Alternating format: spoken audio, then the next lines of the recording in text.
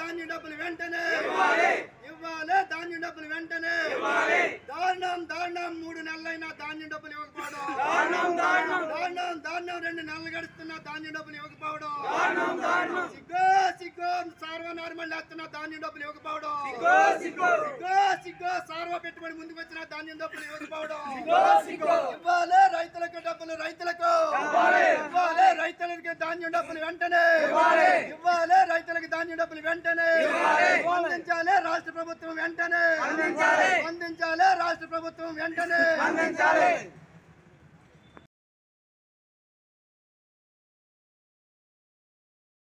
నాశనం అయిపోతున్నాయి నీళ్ళు లేకండి.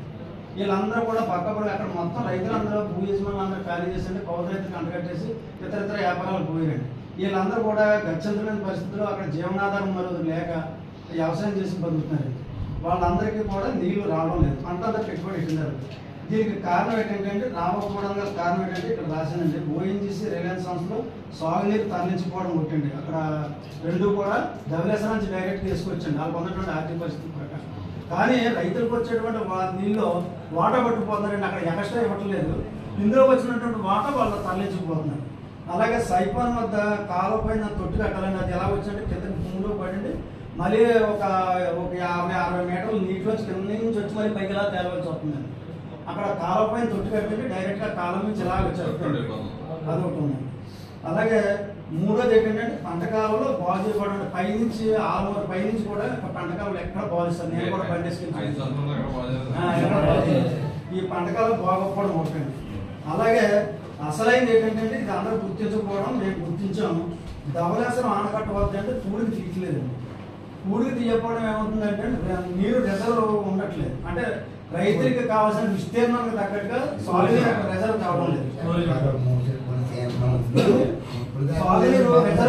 సాగునీరు రిజర్వ్ కావడం వల్ల రైతులు సరిపడే నీరు ఉండట్లేదు. వర్షాలు కుదుతున్నాయి కానీ సముద్రంలో కుదిలేస్తున్నాయి, గేట్లు ఆగవు కాబట్టి సముద్రంలో కుదిలేస్తున్నాయి. అక్కడ ఖచ్చితంగా అక్కడ ధవళేశ్వరం ఆనకట్ట దగ్గర పూడికి తీయించండి, ఎక్కువ నీరు రిజర్వ్ చేసుకుని పనిచేస్తుంది. రైతులు 2 పంటలకు నీరు ఇవ్వడానికి సమృద్ధిగా ఉండడానికి ఇబ్బంది లేకుండా ఉంటుంది. అది మాత్రం 1000 కోట్ల రూపాయలు ఖర్చు పెట్టిన ప్రభుత్వం, కానీ అక్కడ కనీసం 50 కోట్లు 60 కోట్లు ఖర్చు పెడితే ఆ పని అయిపోయేటువంటి పరిస్థితి. అంచేత ఈ అన్నిటిని ఇబ్బందుల వల్ల రావడం. పైకి ఇంకోటి ఏంటంటే వీళ్ళంతా కూడా శివర ప్రాంతానికి గోదావరికి శివర ప్రాంతంలో ఉన్నామండి. ఈ గోదావరి శివర ప్రాంతంలో ఉండడం వల్ల ఏమవుతున్నాయంటే నీళ్లు పైగుళ్ళకి అందరూ అందుతాయి కానీ కిందకి ఎవరికి అందట్లేదు. అంచేత ఏంటంటే ఒకటి అదే కాకుండా ఇక్కడ ఏమవుతుందంటే మురికాలలో డ్రైన్లు ఉన్నాయండి. ఈ మురికాలలో గోదావరిలోని సముద్రంలో తీయాలి. వర్షాలు గట్టి వస్తా చూడండి, అప్పుడు వచ్చేటప్పుడు ఏమవుతుందంటే ఉప్పు నీరు అంతా కూడా అండి మళ్ళీ కాలువ అంతా పైకి ఎక్కేస్తుందండి చాలా మట్టి. అంటే అక్కడ స్లూయిజులు ఉన్నాయండి, తలుపులు ఉన్నాయి ఒకనాకప్పుడు, కానీ ఆ స్లూయిజులు పునరుద్ధరణ చేయట్లేదండి. ఉన్న మట్టికి వదిలేశారు. తలుపులన్నీ పోయినాయండి. మన నేను ఇక్కడ సదస్సు పెట్టిన రోజు అంటే తీసుకెళ్ళి చూపించాను డ్రైనేజ్ డిపార్ట్మెంట్. ప్రభుత్వం డబ్బులు వేయాలని చేస్తామని అంటారు. అంటే అది ఏమవుతుందంటే నీరు దిగేటప్పుడు తలుపులు తీసుకుంటాయంటే నీరు వచ్చేటప్పుడు తలుపులు చూసుకుంటారు. ఆ విధంగా ఉన్నప్పుడు ఇబ్బంది ఉంది. అందుచేత అదే కాకుండా కంటే ఈ ధాన్యం బకాయి బిల్లు ఉన్నాయండి. మొత్తం కాకినాడ జిల్లాలో 25 కోట్ల రూపాయలు ధాన్యం బకాయి బిల్లు ఉన్నాయని మనకు తెలుసు. ఈ పంట అంతేకాకుండా తాళ మండలంలో కూడా సుమారు 1 కోటి రూపాయలు పైకోటి ధాన్యం బకాయి బిల్లు ఉన్నాయి. ఇవన్నీ మీ దృష్టిలో పెట్టడానికి అని చెప్పి వీళ్ళందరినీ తీసుకొచ్చారండి. నా చేత దయచేసి పౌరు రైతులు సంక్షేమం కోసం ప్రయత్నం చేయాలని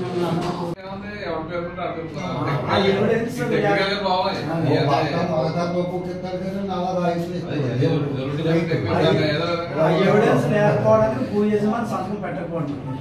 అది ఒకటి తీసేసంటే గ్రామ సభల ద్వారా గతంలో కిరణ్ కుమార్ రెడ్డి హయాంలో 2011 చట్టం వచ్చింది. ఆ చట్టంలో ఏం పేర్కొందంటే గ్రామ సభలు నిర్వహించి పలానా సుబ్బారావు చేయని పలానా వెంకటరావు చేస్తున్నారా నిర్వహించారు పక్క రైతు జరిగింది కాదు ఇచ్చేవారు. భూ యజమానితో సంబంధం లేదు. ఆ విధంగా ఉన్నప్పుడు అందరికీ న్యాయం జరిగిందండి. అంటే కనీసం 70% న్యాయం జరిగింది. ఈ వేళ జగన్మోహన్ రెడ్డి తీసుకొచ్చిన చట్టాల్లో 20% మంది కూడా న్యాయం జరగట్లేదు.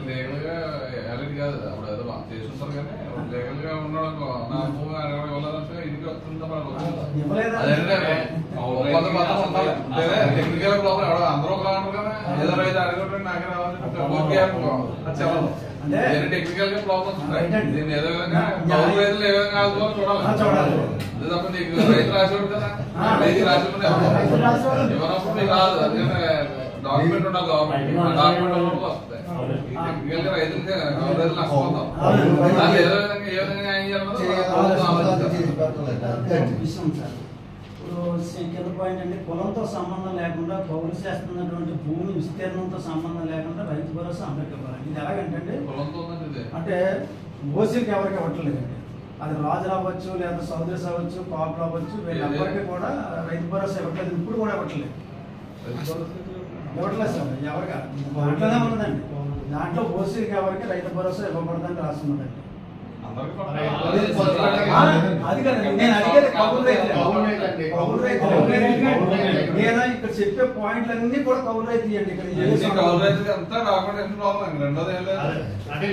అంటే కౌలు రైతు కంటే కాకులు ఉన్నా సరే ఇవ్వట్లేదు. కౌలు రైతు కాకు ఉన్నా రైతు భరోసా ఇవ్వట్లేదు. డాక్యుమెంటేషన్ లేక ఇబ్బంది అంతా. రెండోది ఏం కాదు, అంతా ఓకే.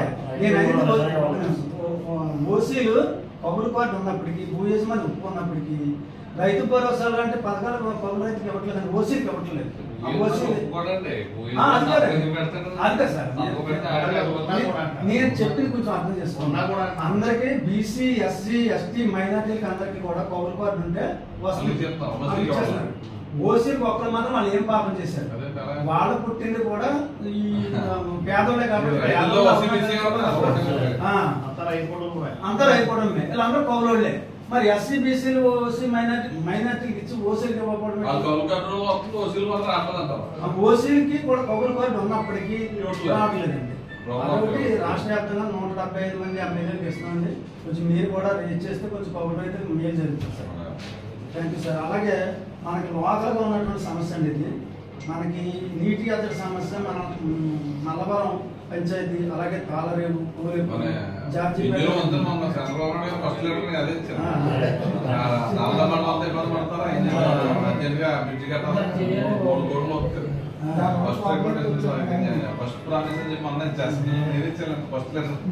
సుమారు మనకి సైపాన్ కింద 6,000 ఎకరాలు ఉందండి.